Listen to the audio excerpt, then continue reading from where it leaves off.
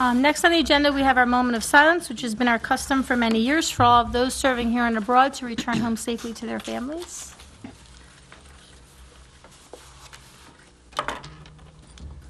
And a roll call. Mr. Bierman? Here. Mr. Camerata? Here. Ms. Grover? Here. Ms. Hockman? Here. And Mr. Carley? Here. Mayor, next on the agenda, we have the open public meeting statement. I'll read that aloud.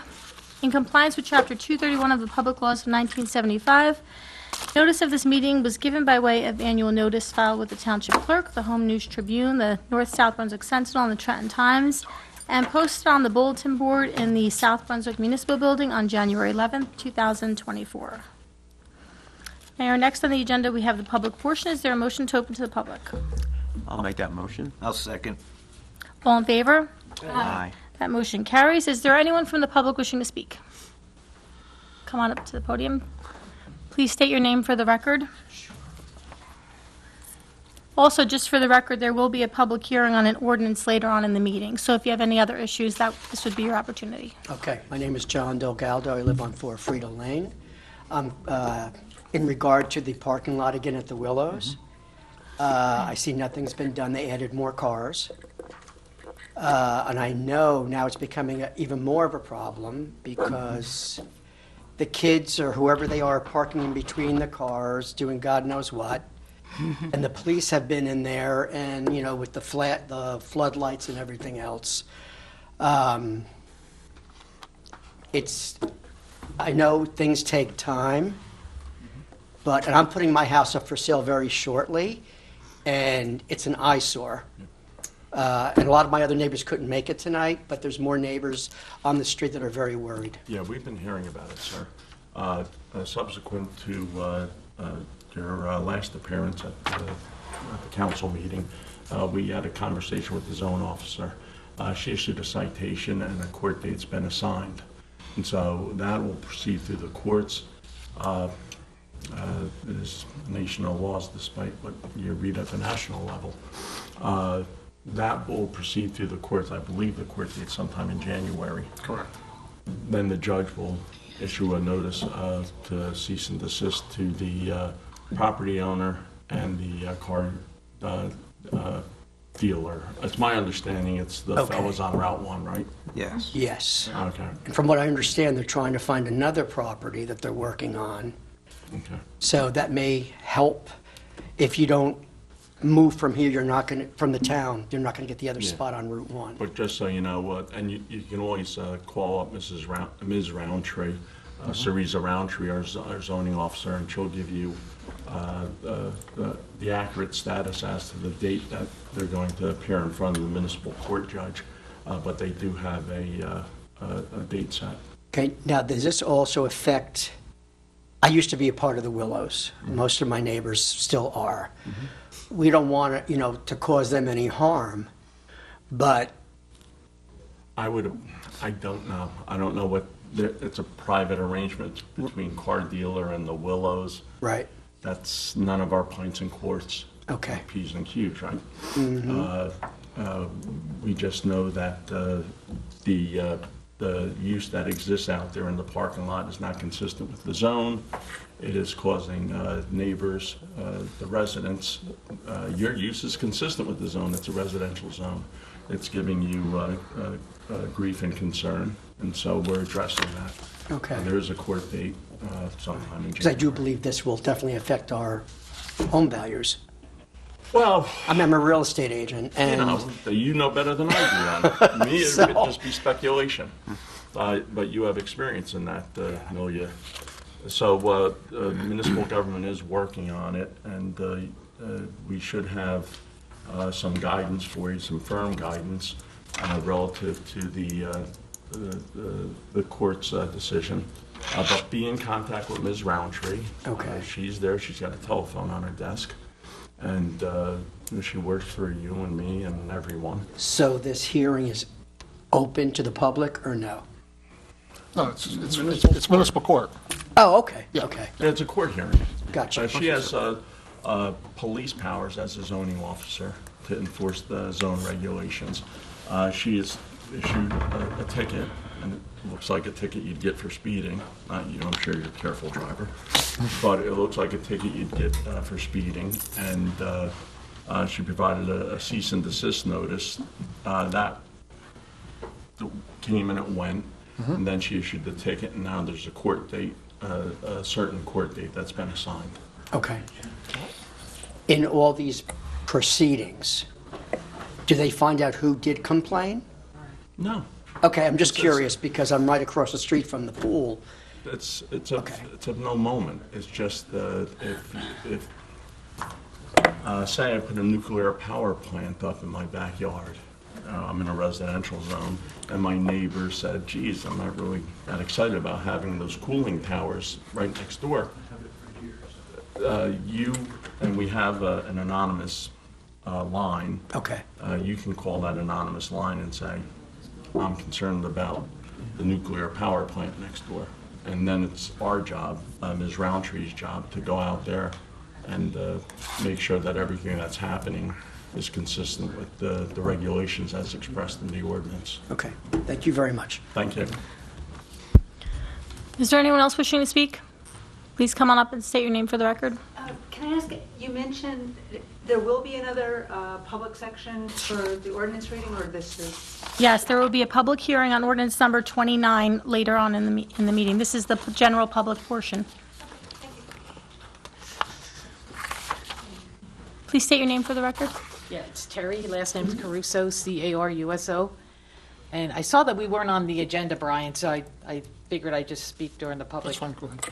Yeah, I'm representing the Historic Preservation Commission tonight as the vice chair. Unfortunately, John Daly was in a car accident and couldn't make it, so, but he's okay. But the reason for me being here is we met with Brian and Jen Poppy about 2 weeks ago to submit another community a CLG grant for updating the survey of architectural historic homes in the township. It was last done in 2003. We tried to do it last year and the year before, and both times we were denied because of the limited amount of funding and the competition amongst other CLG communities. So we are asking for support from the Township Council to do it again. The deadline is January 19th, where we have to submit an application with the town's support through the SAGE system. So Robert von Zombush, who's here, and myself met with some representatives of the Historic Preservation Office at DEP, and they said we were 4 points away from getting the grant last year. So we're very, very close, and we would like to give it another shot to update that and try to get the grant one more time. So what it means for the town is it's a reimbursement grant. So you would have to lay out anywhere between, I think would be like 40,000 up to 50,000 is the maximum grant. Joe's got that. So if we're successful in getting the grant, we meet all the requirements of the grant, then we would be reimbursed by the state, and basically the town would cover the costs that the town would have to put out. So that's. And that's pretty consistent with the way we handle most grants. So Yeah, it would be a net zero to the township. I think we all can agree that we'll support that. Absolutely. Yeah. It is the Historic Preservation Commission, so we all. Right. And it would be, we would have to do it in consultation with the township, so that's where Jen would come in and as the SAGE representative. It was Hunter Research once. Yes, upon that's a time. correct, in Are you gonna retain them 2003, again? so that we would be updating Okay. the report. So after meeting with the Historic Preservation Office, they suggested, and we make some changes to make it a stronger application. So Terry, hopefully- did they let you know why you lost those 4 points? Yeah, they did. Good. They wanted us They to usually- have a they are clearer very view of cooperative. what the project is, and kind of narrow down, some of the details to make it more competitive with the other communities throughout the state. And then the second thing we wanted to talk about was, as the commission was the 250th birthday of the country. It's only in 2026, so it's only like a year away. And one of the things we were talking about is maybe having some kind of a kiosk about the Revolutionary War's impact in the township, the road to Monmouth, the Battle of Monmouth. And some of the thoughts that we were talking about was maybe having a kiosk somewhere in Kingston, maybe at the municipal building here, possibly at the Freedom Trail. Somewhere along Ridge Road makes the most sense, right? Yes. But, coming along Ridge Road, and I like also what Princeton Wetherell. did. They have a digital kiosk now. Instead of just having stuff tacked up, sheets of paper flopping in the wind on Nassau Street, they have like a digital Yeah, kiosk. very nice. But the five of us wouldn't know a thing about not programming it, the act of programming it, the content to put up there. So we'd rely on you for content. Yeah, so we were just looking to see how we can engage 2024. with information. Joe's looking into it right now. Oh, okay. And I don't know if the town has any other plans or working with other, the county possibly. But we thought it would be nice if South Brunswick celebrated. Yeah. I'm sorry. No, that's okay. We were just hoping that the town has, We want to demonstrate our lack of What- ability to what put we something would- in a kiosk. Yeah. Yeah, what we would rely on is for you to be the brains of the operation. Find us a site, I think preferably along Ridge Road, because that was the route to the Battle of Monmouth. That's right. Yeah. And, And somewhere along Ridge Road that's public land, we could put up a temporary kiosk What's for his the name? year. And then What's his you can put together some sort of content. That's not crazy. yeah, and any other plans that the township might be having, maybe we can work together with them as well, during the 4th of July celebration. Do you know Ed Belding? I do, yeah. Because he's the- he knows a lot about that. Right. He's Right. written books about it, so. Yes, he I has. would- Commission. Oh, he's on the commission now? Yeah, Okay. he's the town historian. Yeah, I know he's a town historian, but I don't know Yeah, if he he's, sits on the HPC, but I see him at the Historical Society meetings. okay. Because, I would defer. Yeah, He we'll knows a lot. also, and the library's been very helpful, too, with our scavenger hunts that we've been having, our annual scavenger Okay, hunts good. that engage the public with the local history of South Brunswick. So can we do something in the library also? No, that's what I was We can do thinking. something in the library. Yeah. Yes, that would be Yeah, something that would nice, be too. great. Because we're supposed to be, library's supposed to be done this spring. Okay. Maybe we That's could- what they keep saying. And Chris on I'll find out stage more with a tomorrow. reenactment. You know what, Terry? Work with the ladies on that. And I also just wanted to extend thank you for showing up at the That was Peyton fun. Village Yeah. lighting. I know I couldn't see you, Joe, because I was in costume. I know. But thank you for incognito. coming and supporting. That was our 22nd holiday lighting, so. I'm sure your ears still hurt from my singing, but I apologize. No, I was downstairs with the hat on. All right, thank you very much. Thank you. Is there anyone else wishing to speak? Seeing none, is there a motion to close the public portion? Motion to close. I'll second. All in favor? That motion carries. Mayor, next on the agenda, there are no discussions, so we'll move on to manager's report. Mr. Bidlack? Sure. Just a couple things. As a reminder, this is our next to last meeting for the year. Final meeting will be on Monday, December 23rd at 2 o'clock in the afternoon. Just so that'll be the final council meeting of the year.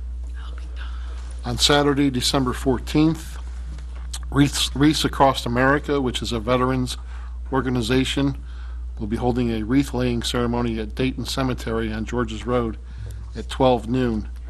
This event is in honor and remembrance of our fallen heroes, so that'll be Saturday, December 14th.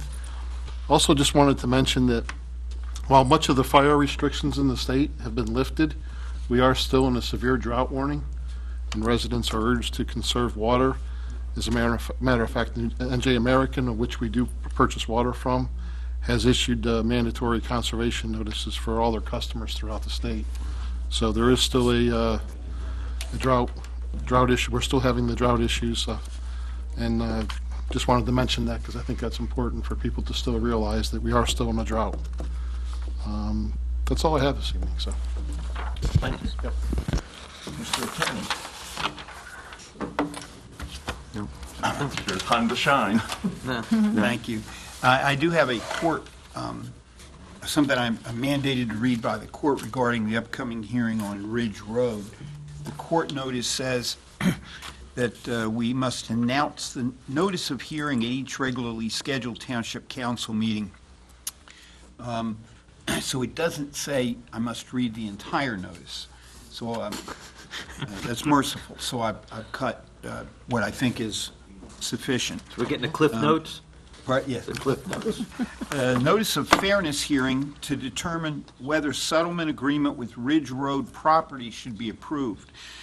On Monday, December 16th, 2024, and if necessary, continuing on Tuesday, December 17th, and as may also be continued thereafter, there will be an in-person fairness hearing before Honorable Michael Crescitello at the Superior Court of New Jersey, Middlesex County Courthouse, 56 Patterson Street, New Brunswick, New Jersey, in the matter known as Ridge Road Properties LLC versus Township of South Brunswick and Planning Board of Township of South Brunswick, consolidated with the Township of Mount Laurel declaratory judgment action in the matter of the application of the Township of South Brunswick in Middlesex County. The purpose of the hearing is for the court to determine whether the terms of a settlement agreement reached on April 26, 2022 between the Township of South Brunswick, the Township of South Brunswick Planning Board, and Ridge Road Properties is fair and reasonable to low and moderate income households.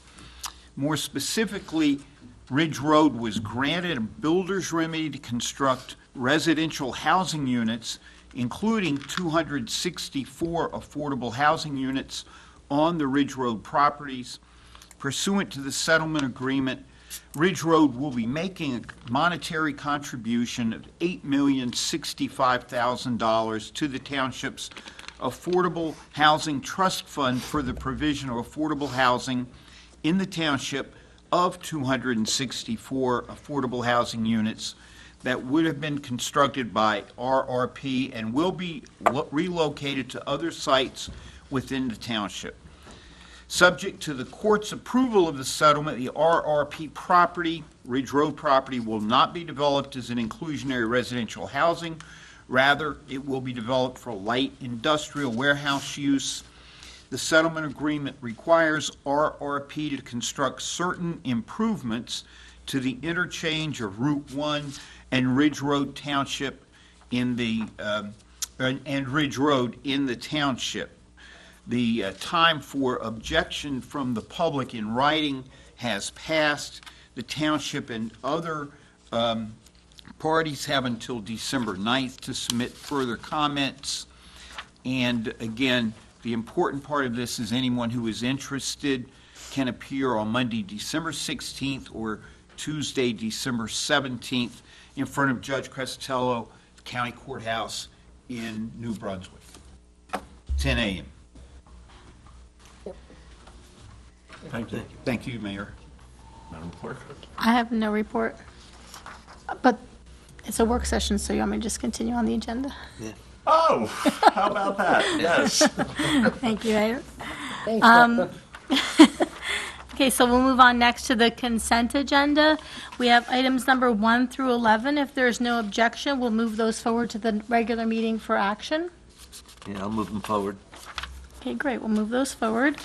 And then next, we do have items for action on the agenda. We'll start with ordinances for first reading. There are 3 here tonight. The first one is ordinance number 2024-31. This is authorizing sale of public property located at 784 Ridge Road, Block 81, Lot 5.01, no longer needed for a public purpose. Is there a motion to introduce ordinance number 2024-31? Motion to introduce it. Second. And a roll call. Mr. Bierman? Yes. Mr. Camerata? Yes. Ms. Grover? Yes. Ms. Hockman? Yes. And Mr. Carley? Yes, with a little bit of explanation for the public, particularly because Ms. Caruso is here. 784 Ridge Road is known as the Coffee Applegate House. It's that rather handsome house near to the high school. And it's fallen into a little bit of disrepair. The town, at the suggestion of the Historic Preservation Committee, bought it and stabilized it.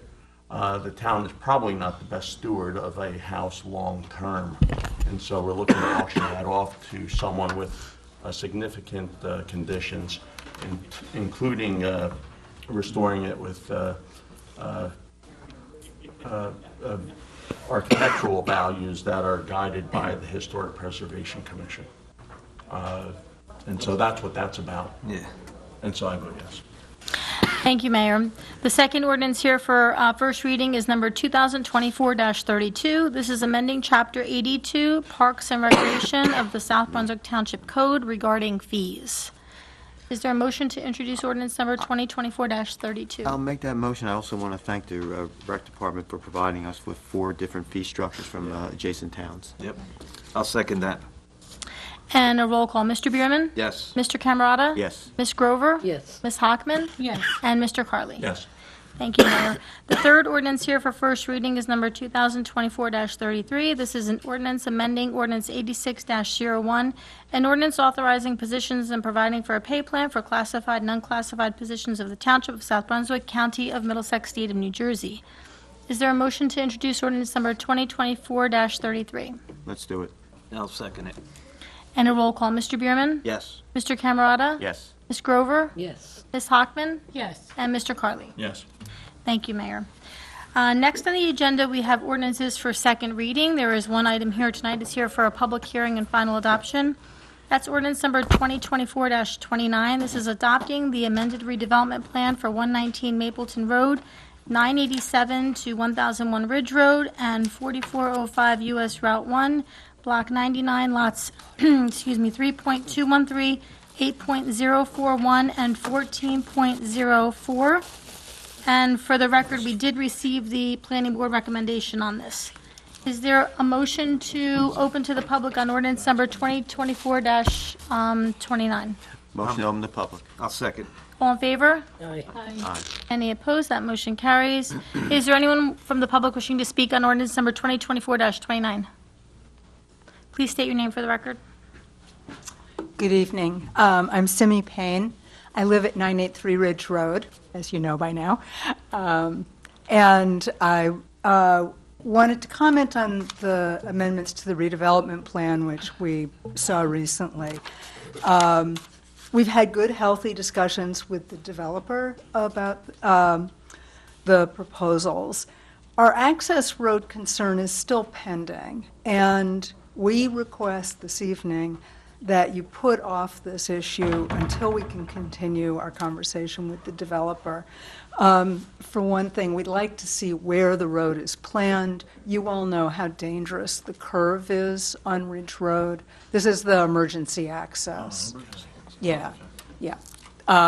So it was, the first proposed amendment had a couple of references, that one of which was sort of ambiguous. And then the second amendment, which you heard, was it last Monday? Maybe on first reading, when you reheard it on first reading. And that had modified the language, but it still provides for emergency road access onto Ridge Road. So we're still concerned about, exactly what that looks like. Right at the edge of our property, that abuts where the section of the developer's land. Since we've lived there, we moved in 2011. Since we've lived there, there have been numerous accidents, and there's always like pieces of car littered on the siding there. So, it's depending on where it's sited, it's a safety concern.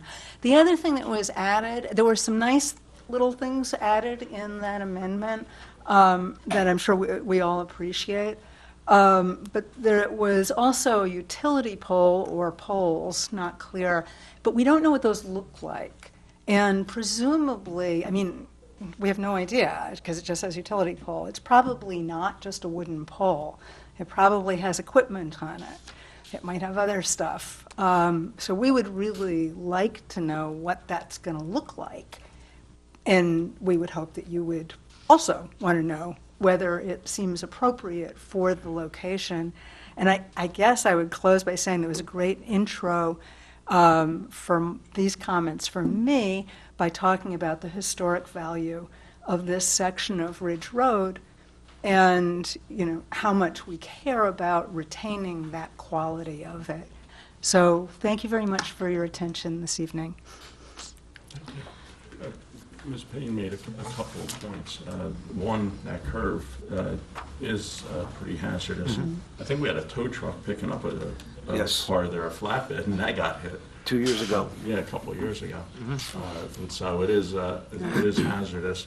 I would expect that the planning board, when if it gets to the point where it adjudicates a site plan application, will look at site distances up and down the highway and move it as far away from that curve, the horizontal curve, as possible. Relative to utility poles, your point's well taken, but the aesthetics of utility poles, it's in the eye of the beholder. I think Public Service replaced the utility poles on Ridge not that long ago, and they're big old guys. Yeah. If I may, I think, I don't know what the utility pole is proposed for, but it's not replacing the standard utility pole there. It's something to do with the development, it would seem. It's set back from the road, a small, it's like 25 feet or something, but, so it's going to have some kind of equipment on it. We don't even know if it's going to be a wooden pole like the standard ones, or is it going to be some big metal thing? Is it going to look industrial? How tall is it? Do we set height restrictions on utility poles? Could we? Sure. 35 foot? It might be helpful, if it's possible, for the developer to explain sort of what they have in mind there, then maybe it would set our minds at ease. Well, that, I like my old antiquated trite saying is pints and quarts. A long way to Tipperary. This project is going to be a subject of any number of hearings into the future. And this goes back to me and Mr. Camerata were in our teens when the first approval was adjudicated back in the early 00s. That was the end result of, and you were there, Mr. Bidlack, that was about 5 years of effort, right? It was longer than that. So that was the culmination of 5 years at that time. So it is a long way to Tipperary. I can't divine the aesthetics of utility poles, what's acceptable to Ken as opposed to what's acceptable to Joe. And so that's something that'll have to be determined. We can set a height cap, and I don't think that'd be offensive to any party, but you'll have to see it when it's proposed to say to the planning board and our engineers, I'd rather have a fiberglass monopole or I'd rather have a wood pole. That's going to be an aesthetic decision that you'll make in concert with the planning board. I guess I'm less concerned about specifically the materials than about things like the dimensions and what might be on it, you know, as far as equipment goes, that sort of thing. But I hear what you're saying. I can't even guess because that changes every 5 years. 5G antennas, 3G antennas, telecommunication, the old cable wires are still up there. Yeah. We went down the road with Public Service just as an anecdotal thing at Five Corners, Ridge Road and George's Road, because that is, it looks like an 1890s photograph of New York City with all the wires crissy-crossing. And we wanted to move things underground. The above-ground poles have some value to the utilities because they rent that space to other utilities, to AT&T, to Verizon, to Comcast, blah, blah, blah. And so we got from here to nowhere in that endeavor. That's something that's a bridge we're going to have to cross, or Ken's going to have to cross when he gets to it. He sits on the planning board. I did find, it says outdoor freestanding and wall-mounted lights shall not exceed 25 feet in height. Yeah, that's in the redevelopment plan. And it says that any lighting will comply with section 62.208 lighting design standards. Do we know, is that, so that, I can't remember the term for it right now, but the concern about dark skies. So we want, especially in that area where the developer has agreed to keep, that used to be designated, zoned as a residential lot, so I always think of it as the R1 lot, but it's right between our house and the next neighbors.